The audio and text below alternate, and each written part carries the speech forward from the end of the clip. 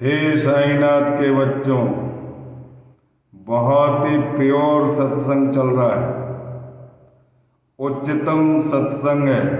आत्मा का ज्ञान, आत्मदर्शन, ब्रह्म दर्शन, ये सब एक ही सदवस्तु है।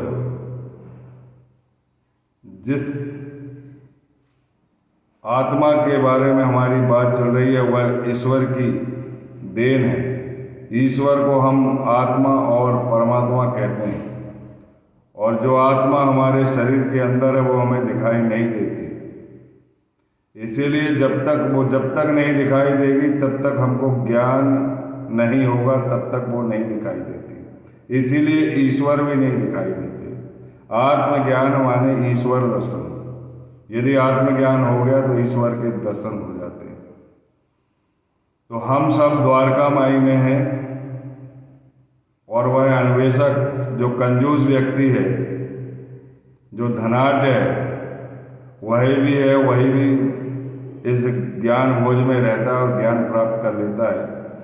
मैं यहाँ पर विशेष रूप से ये बताना चाहता हूँ कि बाबा की महिमा देखो, सदगुरु की महिमा देखो, कितनी करुणा है उनके अंदर, कितना प्रेम है उनके अंदर, कि एक ऐसे आदमी को चुना उन्होंने जो अति कंजूस है, जो दूसरों से पैसा लेना वार जानता है, जो लोभी प्रवृत्ति का है,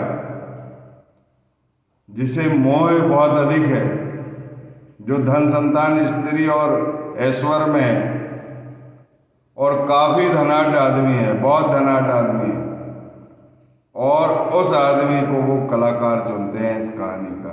और किस लिए चुनते हैं? इसका मेन कारण है कि उनके दरबारियों को ब्रह्म ज्ञान देना था, और उसे भी ब्रह्म ज्ञान देना था। जब ऐसा आदमी ब्रह्म ज्ञान पा सकता है तो हम तो साईनाथ के बच्चे हैं, हमें तो उस ज्ञान भोज में रहना ही चाहिए, उस प्रसाद को अमृत के रूप में ग्रहण करना ही चाहिए। यदि आत्मज्ञान का सहस्त्रांश भी हमें मिलता है तो इससे हमारा आत्म कल्याण होगा, मन में पवित्रता आएगी, बुद्धि स्थिर होगी, इंद्रियां जो है बहिर्मुखी ना होकर अंतर्मुखी होगी। ये सब ज्ञान हमने इस अध्याय से प्राप्त किया। मैं साईं चरित्र के लेखक जो हमारे मार्गदर्शक है, जिन्होंने साईं जीवनी को, साईनाथ को अपने हृदय में बिठालकर ये जो अमृत पान हमें दिया है, जो हमें कृतार्थ किया है, मैं उनको कोटि कोटि नमन करता हूँ। और उनके पूरे परिवार और उनके नाते रिश्तेदार सबको शुभकामनाएं देता हूँ। सब सुखी रहे, प्रसन्न रहे, स्वस्थ रहे, साईं की हमेशा कृपा बनी रहे, क्योंकि उन्होंने पूरे विश्व को साईं का कृपा पात्र बनाने की कोशिश किया है, प्रयास किया है। वही काम दास गणु महाराज ने भी किया है। तो ईश्वर की आराधना से हमको सच्चे सदगुरु मिल जाते हैं, और सच्चे सदगुरु से आत्मज्ञान प्रारंभ हो जाता है। आत्मज्ञान जैसे जैसे परिपक्व होता जाता है, हम ईश्वर के नजदीक बढ़ते जाते हैं। आत्मदर्शन करना ही ईश्वर के दर्शन कहलाते हैं। इस संसार में ईश्वर के अलावा दूसरी कोई वस्तु नहीं है। आत्मज्ञान होने के बाद ये एहसास होने लगता है, और आदमी जो जिसको आत्मज्ञान होता है वो ईश्वर को देख देख के थक जाता है। और जो मनुष्य से ईश्वर तब तक पृथक रहता है, उसकी अज्ञानता उसको पृथक रखती है। इसीलिए उसके गीत गाते हैं, भजन करते हैं, और गीत और भजन से सदगुरु की प्राप्ति हो जाती है, और सदगुरु जो है आत्मज्ञान की ओर ले जाता है और ईश्वर के दर्शन कराता है। मैं आपसे यह बताना चाह रहा हूँ, इस अध्याय के अंत में पंच प्राण की बात हुई थी, तो पंच प्राण हमारे पास 5 हैं। एक है अपान, समान, व्यान, उदान और फिर प्राण। शिरडी में आपने देखा होगा जब भोग लगता करते हैं तो इनको नमः स्वाहा के रूप में बोला जाता है। मैंने पिछली कथा में भी बता दिया, ये पंच प्राण ईश्वर के चरणों में सौंप दीजिए। शारीरिक क्रिया का सही संचालन करते हैं और जब ये सदगुरु के चरण में चले जाते हैं, पांचों प्राण सदगुरु को समर्पित कर दीजिए और अपने शरीर का संचालन कीजिए।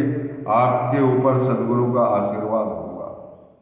5 इंद्रियां इसके बाद आती है। एक तो है श्रवण इंद्रिय, दूसरा है दर्शन इंद्रिय, तीसरा है घ्राण इंद्रिय, स्वाद इंद्रिय और ये संवेदी इंद्रिय, त्वचा भी संवेदना को ग्रहण करती है। तो कान से जब तक सदगुरु का आशीर्वाद नहीं होगा, सदगुरु की कृपा नहीं होगी और निस्वार्थ भाव से आप सदगुरु की आराधना नहीं करोगे तो कान से कभी अच्छी बात नहीं सुन पाओगे। हमेशा ये कान बुरी बातों को सुनने के लिए लगे रहते हैं, इससे मन मलिन होता है और बुद्धि खराब होती है। इसी प्रकार आँख है, आँख से अच्छा दृश्य नहीं देखेंगे तो मन मलिन होगा और बुद्धि भ्रष्ट होगी। इसी प्रकार स्वाद है, आप निषिद्ध भोजन करोगे तो आपका मन मलिन होगा और बुद्धि अस्थिर होगी, वो आत्मा की पूजक नहीं रहेगी, रथ का संचालन ठीक नहीं हो सकता। और मैं आपको ये भी स्पष्ट कर देता हूं कि निषिद्ध भोजन किसे कहते हैं। निषिद्ध भोजन वो कहलाता है जो पाप के द्वारा कमाया हुआ धन रहता है, जो बिना नौकरी के वेतन पा लेता है, जो किसी के वेतन को चुरा लेता है, जो किसी से जबरदस्ती पैसा हड़प लेता है और जो किसी से दान के रूप में भी यदि गलत ढंग से पैसा लिया गया और उसका उपयोग नहीं हुआ सही, तो उससे जो अन्न लाया जाएगा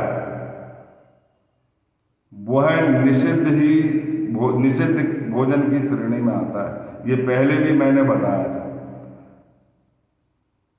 निषिद्ध को इसी प्रकार परिभाषित किया जाता है कि अपनी ईमानदारी, मेहनत, परिश्रम और जितना परिश्रम आपने किया है उतना ही पैसा घर में आना चाहिए।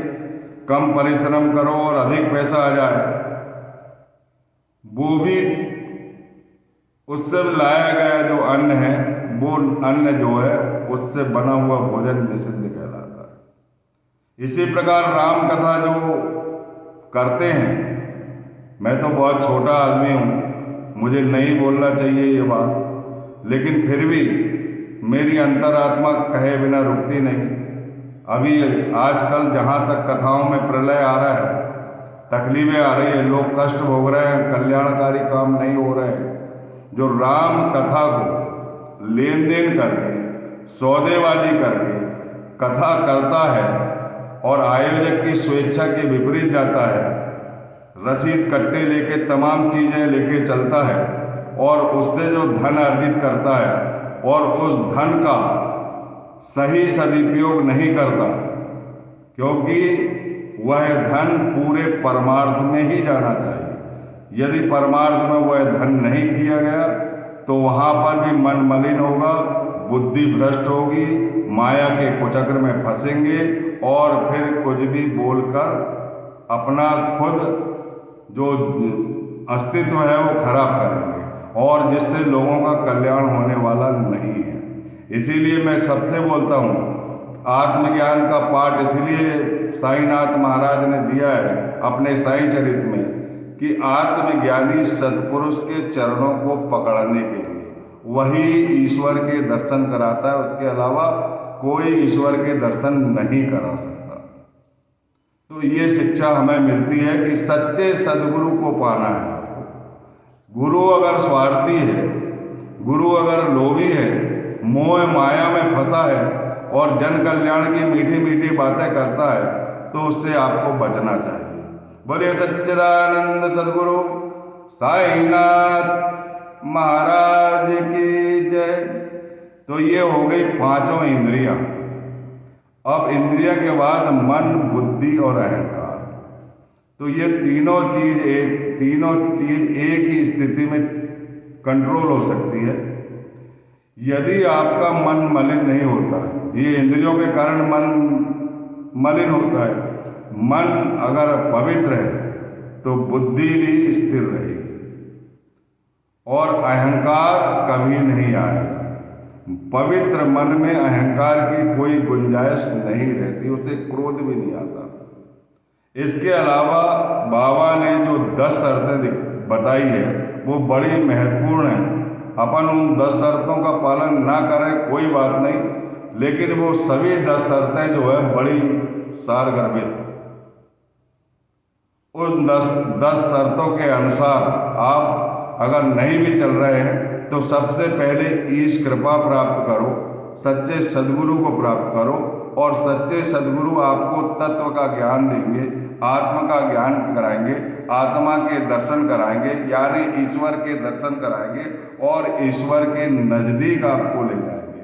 आज देव सायनी 11 है और विट्ठल की आज भक्ति है। आज कम से कम 10-15 लाख पब्लिक वहाँ पर रहती है, बहुत भीड़ रहती है। आज तक पंढरपुर की पंचकोशी में कोई प्रलयकारी घटना घटित नहीं हुई है और मैं ईश्वर से चाहता हूँ, ईश्वर से कृपा चाहता हूँ कि उस पंचकोशी में कोई पाप प्रवेश ना करे। मुझे आज विट्ठल की बहुत याद आ रही है, उनकी आरती कर रहा हूँ मैं। भक्ति चिया कोटि बोध काकड़ा ज्योति पंच प्राण जीवे भाव ओवाळो आरती माझा पंढरी नाथा, माझा साई नाथा, दोन्ही कर जोडो निचरणी ठेविला माथा। काय महिमा वर्णू आता सांगळे केते, कोटि ब्रह्म हत्या मुख पाहता जाते। राही रकुमाबाई उभ्या दोघे दो वाही, मयूर पिच चामरे ठाई ठाई। तुका महळे दीप घेऊनी उन्मनीत सोवा, केशवराज विटेवरी लावण्य गावा। ओवाळो आरती माझा पंढरी नाथा, माझा साई नाथा, दोन्ही कर जोडो निचरणी ठेविला माता। बोलिए सच्चिदानंद सद्गुरु साईनाथ महाराज की जय। इस आरती को आज शाम को आज अवश्य गाएं आप और हरि कृपा प्राप्त करें। आज बहुत उत्तम दिन है, आपको रात्रि का जागरण करना है, चिंतन करना है, मनन करना है और भोजन अल्प मात्रा में लेना है ताकि आपका जागरण बरकरार रहे। बोलिए सच्चिदानंद सद्गुरु साईनाथ महाराज की जय।